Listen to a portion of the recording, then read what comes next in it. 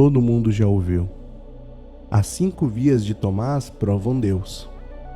Mas aqui vai a tese do vídeo.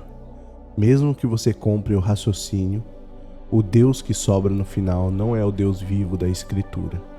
E pior, o método tem uma falha estrutural, um erro fatal, que contamina as 5. Tomás de Aquino reorganiza o pensamento católico romano, fazendo do aristotelismo um fundamento. E o motor disso é a ambição de provar Deus a partir dos dados sensoriais, um projeto de teologia natural. Dá para se descrever essa virada como uma abordagem que pretende provar Deus com base no que é evidente aos sentidos, e coloca Tomás na linha de Aristóteles como modelo de prova empírica detalhada. As 5 vias. Movimento. Se algo muda, foi movido. Logo existe um primeiro motor. Causa eficiente. Tudo tem causa. Logo, há uma primeira causa. Contingência. Coisas podem não existir, então precisa haver um ser necessário. Graus de perfeição. Existe mais e menos, bom ou verdadeiro, então há um máximo. Finalidade. Ordem e propósito no mundo sugerem um intelecto ordenador. Percebe o padrão? Começa no mundo, termina em Deus. O problema é, essa ponte está quebrada. A falha 1, o ponto de partida. Thomas assume que o conhecimento começa no sensível, é evidente aos nossos sentidos. E isso muda todo o jogo. Você não está começando com um Deus que fala, está começando com fenômenos. E quando você começa no chão, não reclama que não alcança o céu. Fica evidente que o argumento é mais resumo do que prova e depende de uma longa série de silogismos e de um fundo de lógica, epistemologia e metafísica. Se um elo falha, o todo cai.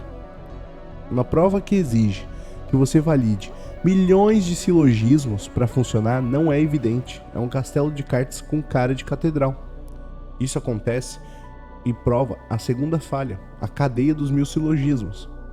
Tomás cria argumentos que vão ter que exigir uma longa série de silogismos, podendo cair na circularidade, que é o terceiro ponto.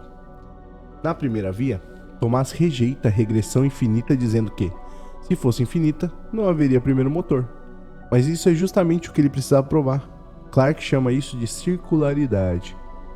A razão contra a regressão infinita é a própria conclusão.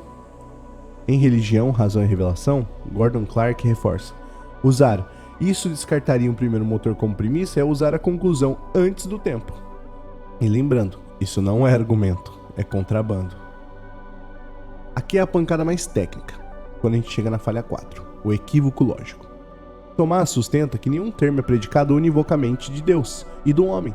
Então bom, sábio e até existe mudam de sentido quando aplicados a Deus. É como se Deus pensasse bom e sábio de um jeito que nós só conseguimos pensar analogicamente, ou seja, parecido. Então o bom de Deus, se eu tentar prová-lo logicamente, não vai fazer sentido.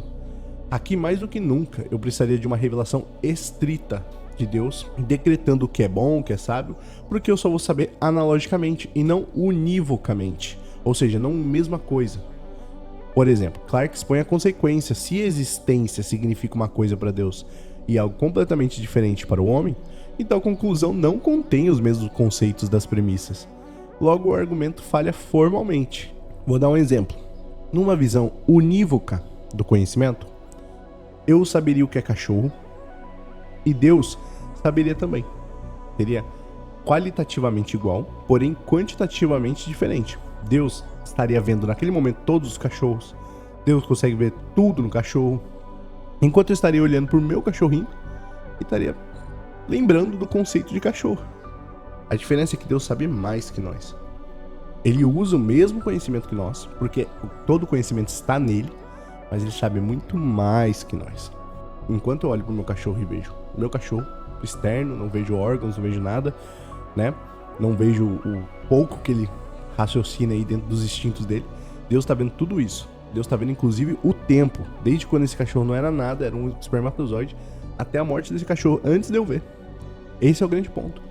Deus sabe mais e não diferente. A falha 5, que é mesmo que prove, não prova o Deus cristão, aqui ecoa a crítica de Barth. Esse todos entendem ser Deus. Na prática, muitos poucos entendem, porque o primeiro motor aristotélico não é o Deus de Abraão, Isaac e Jacó. E vai além. Se você realmente provasse o primeiro motor aristotélico, você poderia acabar provando um Deus que não é o Deus trino. E isso não serve ao cristianismo.